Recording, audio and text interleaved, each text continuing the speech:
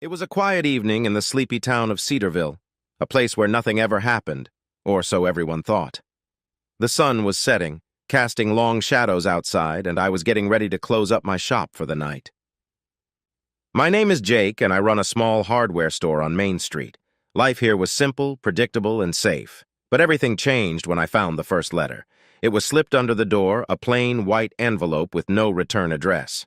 Curious, I picked it up and tore it open. The paper inside was rough, the kind you'd find in cheap notebooks, and the handwriting was rough, as if it had been written in a hurry. "Jake," the letter said, "I know your secret. Meet me at the old quarry at midnight if you want to keep it." I froze, my heart pounding loudly in my chest. What's the secret? I had no idea what this person was talking about, but the fear was real and gnawed at me like a nagging itch. I knew I had to go, if only to find out who was behind it and what they wanted from me. At midnight, I found myself at an old quarry, an abandoned place on the outskirts of the town. The moon cast a ghostly light on the rock, and every sound seemed amplified in the stillness of the night. I waited, my breath visible in the cool air, wondering if I had made a mistake. Suddenly, I heard footsteps behind me. I turned around, the beam of my flashlight cut through the darkness, but no one was there. The sound came again, closer this time, and I spun around, feeling a cold sweat run down my forehead. "Who's here?" I shouted, my voice shaking despite all my efforts to keep calm. There was no answer, only the sound of my own breathing and the distant hoot of an owl. A chill ran down my spine as I realized I wasn't alone. And that's when I saw him. A figure emerged from the shadows, tall and menacing, with a mask on its face. He moved with the grace of a predator, covering the distance between us in seconds. My flashlight flickered and went out, plunging us into darkness. I tried to run away, but he was too fast. A hand covered my mouth, muffled my scream, and I felt something cold and sharp near my throat. The fear was paralyzing, and I knew at that moment that my life was in his hands. "You will do exactly as I say," he whispered, his voice an eerie whisper, "or people will die." And so it all began. A nightmare that consumed my life, turning me from a simple shopkeeper to an unwitting accomplice in a killer game. Games where the stakes were higher than I could have imagined, and where the only rule was survival. When he finally removed his hand from my mouth, I gasped for air as if I had come out of the water. My heart was pounding so loudly that I was afraid he would hear it. His eyes, hidden behind a mask, were cold and merciless. "You understood me?" he asked again. But it wasn't a question. It was an order. I nodded, unable to get the words out.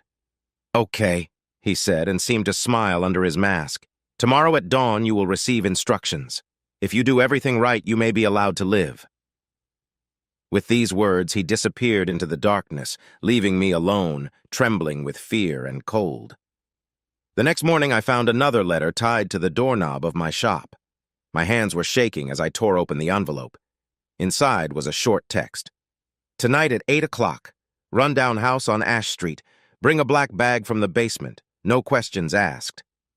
I knew this house, an old abandoned mansion that had been empty for years. Local residents avoided him, saying he was cursed, but now it seems that was the least of my problems. In the evening, I found myself near the mansion. The building looked even more ominous at dusk. I went inside, trying not to make too much noise. The stairs creaked under my feet, and each step sounded like thunder in my ears. I found the basement and went down. The air was damp and musty, which gave me a metallic taste in my mouth. On the floor, I saw a black bag, as the letter said. I went over and opened it. Inside were tools, a knife, rope, plastic bags. I felt bored. These were no ordinary instruments. These were instruments of murder. I heard footsteps behind me and turned sharply. He was standing in the doorway wearing the same mask. His eyes were as ruthless as the first time. "Now you know what to do," he said, nodding at the bag. "There is a certain person that needs to be removed, and you will." My blood froze in my veins. I could not kill a man, but if I don't, he will kill me. I felt the ground slipping away from under my feet. "You have a choice, Jake," he whispered. "But remember, every action you take has consequences. The choice is yours." I stood there, paralyzed with fear and despair, realizing that my life had turned into a nightmare from which there was no way out. Every day from that moment turned into a horror. I followed his orders, becoming part of his cruel games. He left me new instructions every morning, and I followed them without question, knowing that any mistake could cost me my life. Over time, I began to notice that I was not the only one he was controlling. Other people in the town also received his orders. They were like puppets controlled by invisible strings, doing his will. It was like a web, in the center of which he sat, pulling the strings. One day he ordered me to meet him in an abandoned factory on the edge of town. I arrived at the place and found him waiting. He gave me a new task, to follow one woman and report on her every move. I couldn't understand why she was important, but I followed his orders. Every day I followed her, recording her every move, until I realized the terrible truth. She was the next victim. This game continued, and I could feel fear and despair gradually replacing common sense. I began to lose touch with reality, feeling like a puppet in the hands of a ruthless puppeteer. And every time I thought it couldn't get any worse, he found a way to push me to the limit. I knew I couldn't go on like this, but what could I do? How do I stop someone who had total control over my life and the lives of other people? I felt hope slipping away from me, leaving only fear and powerlessness. One evening, when I was again standing in front of him carrying out another order, I realized that it could not go on like this. I decided to fight. But how? I wasn't a hero. I was just an ordinary man dragged into this nightmare. "You're going to do one more thing for me today," he said, his voice as cold as ice. "You will bring me that woman's head." My world froze. I couldn't do it. I could not kill an innocent person. But if I refuse, he will kill me. In that moment, I knew I had a choice. Either remain his slave for the rest of my days, or find a way to stop him, even if it costs me my life. And I decided to fight. My hands were shaking as I stood before him. All thoughts merged into one, to find a way to escape from this nightmare. But how? He was in total control, and I couldn't understand how he was always one step ahead. "Do you understand what will happen if you don't, Jake?" he asked, leaning closer. His breath was cold as ice. I nodded, feeling the fear welling up again. "Okay," he said, stepping back. "You have until midnight, and remember, I'm always watching." He disappeared into the darkness, leaving me alone. I knew this was my last chance. If I don't find a way to stop him, it will be over. I had to think fast and act even faster. I returned home feeling the adrenaline rush through my body. I knew I couldn't just go to the police. He was always aware of my every move. I had to find another way. I started looking for information about him, trying to find at least some clue.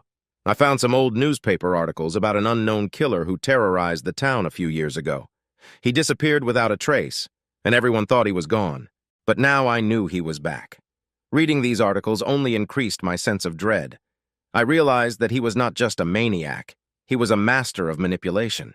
He knew how to play on people's fears and use them for his own purposes. I knew I had to act fast.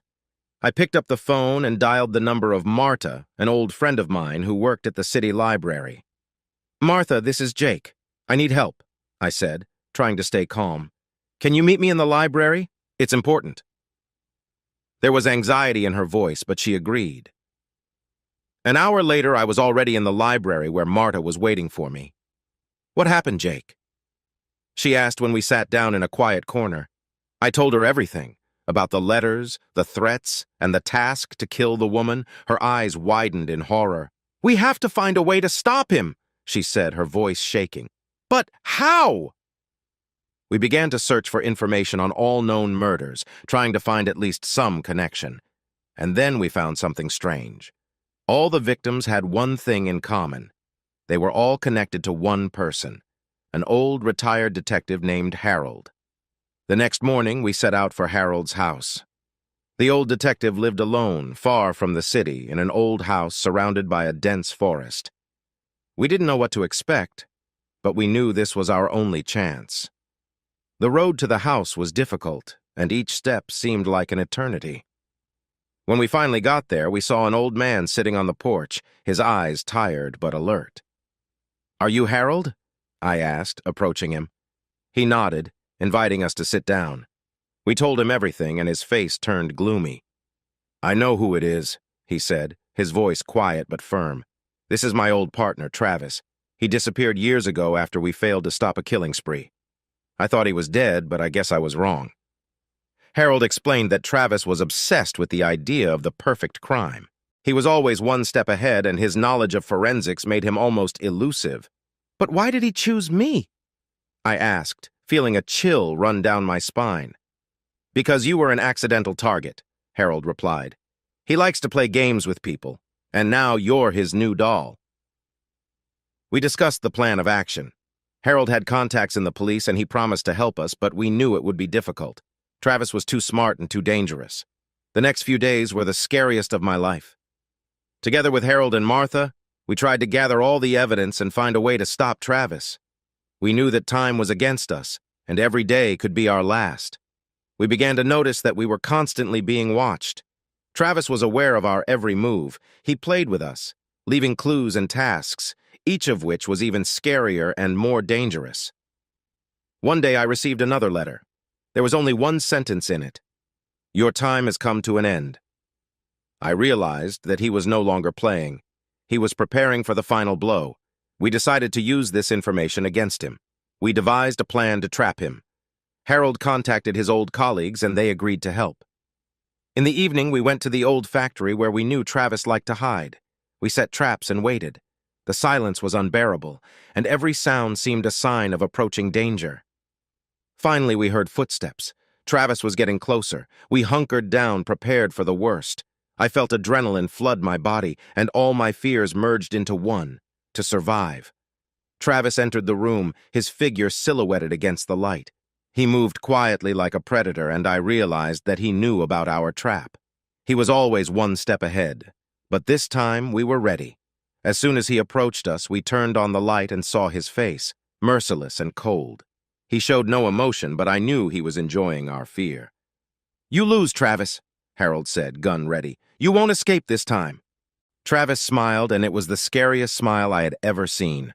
He rushed forward sharply, and a struggle began. It was a fight for my life, and I felt like every second was an eternity. Finally, we were able to stop him. The police, called by Harold, arrived just in time. Travis was arrested, and I felt a huge weight lift off my shoulders, but the fear did not disappear. He left his mark, and I knew I would never forget those terrible days. Life was slowly returning to normal, but I knew it was just an appearance. The town will never be the same again. We have all changed, and fear has left its mark on our hearts. I often thought about what happened and how we survived. I understood that we were stronger than we thought. But the experience left me with questions that I will never find the answers to. Why did Travis choose me? Have we really stopped him, or is he still out there waiting for his next move? I knew one thing for sure. I would never be the same again. Fear and terror became a part of my life, and I learned to live with them. But every time night falls and the shadows grow longer, I think of Travis and his cold stare. And I know the nightmare will never be completely over. A few months passed, and life in the town seemed to be returning to normal. But there was still fear inside me. I often woke up at night in a cold sweat, feeling that someone was watching me. Every rustle, every shadowy movement seemed to me a sign of Travis' return. One day when I was coming home from work, I noticed something strange. There was an envelope hanging on the doorknob of my house. I froze, feeling the fear seeping into my bones. In the end, I pulled myself together and took the envelope. Inside was just one sentence. "Did you think this was the end?" Those words made my heart skip a beat. I knew Travis was incarcerated, but this letter made me doubt it. Did he manage to escape, or maybe he had an accomplice? I decided to turn to Harold. He was the only person who could help me make sense of this nightmare. I called him and made an appointment. We met in an old cafe where no one could see us. "Harold, I got a letter," I said, showing him the envelope. "Hez back." Harold examined the letter carefully and seemed to be deep in thought. "It could be someone who knows about Travis and his methods," he finally said. "But we have to be ready for anything." We began investigating, trying to find any leads that might lead us to an answer. We went over all the old places where Travis could be hiding or leaving clues, but every step we took was in vain. One evening, as I was returning home, I noticed that the door to my apartment was open. I carefully entered inside, holding a kitchen knife in my hand. The apartment was in disarray, and it seemed that someone had just left it. I heard a rustle from the kitchen and froze. Someone was inside. I slowly approached the door and opened it sharply. A figure stood before me in the darkness. I recognized him instantly as Travis. "Surprise, Jake," he said, smiling his terrible smile. "You didn't think you'd get rid of me so easily, did you?" My heart froze. I understood that it would not be possible to escape, but I decided to fight to the end. We began to fight, and each blow sent a sharp pain through my body. Travis was stronger, but I was ready to do anything to survive. Suddenly, I heard the door open, and Harold and several policemen ran into the apartment. Travis tried to run away, but they quickly stopped him. He was arrested again, and this time I hoped he would never return. A few weeks passed, and I tried to recover from the experience. I knew Travis couldn't torture me anymore, but the fear didn't go away. I felt someone was watching over me even when I was alone. One day, as I was returning home, I received another letter. There was only one word in it: follow up. I realized that this nightmare was not over yet. Perhaps Travis had an accomplice, or someone else took his place. I realized that I could never go back to a normal life. This fear will always haunt me, and every time I feel that someone is watching me, I will remember those terrible days and nights when I fought for my life. My life has turned into a constant state of anxiety. Every letter, every phone call made me shudder. I knew that my enemy was still somewhere nearby. But who is he? And why does he continue this game? One evening, as I was walking home, I noticed a car parked on the side of the road. It was the same car I had seen near my house several times before. My fear turned to determination. I decided to find out who was following me. I crept up to the car and saw a man sitting behind the wheel. He was on the phone, and I heard him say, "It's coming home! Wait for the signal!" I broke out in a cold sweat. It was a conspiracy. The next day, I contacted Harold. We decided to set a trap. I was supposed to go home as usual, but this time we prepared a surprise for those who followed me. In the evening, I returned home as usual.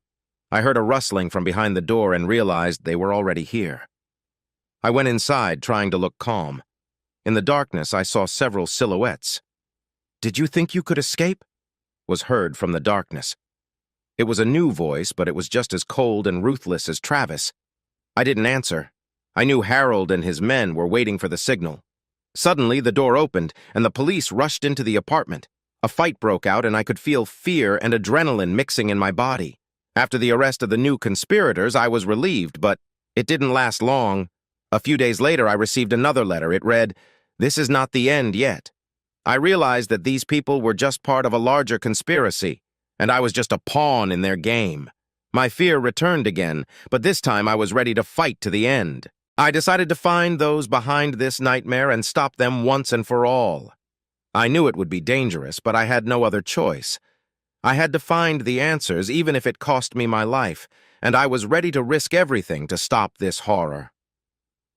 My investigation led me to an old warehouse on the outskirts of town. I knew that there were answers to all my questions, but I also knew it was a trap. I went inside with my gun at the ready. The room was dark, and I could only hear my breathing. Suddenly, I heard footsteps. Someone was approaching. "You think you can stop us?" came a voice from the darkness.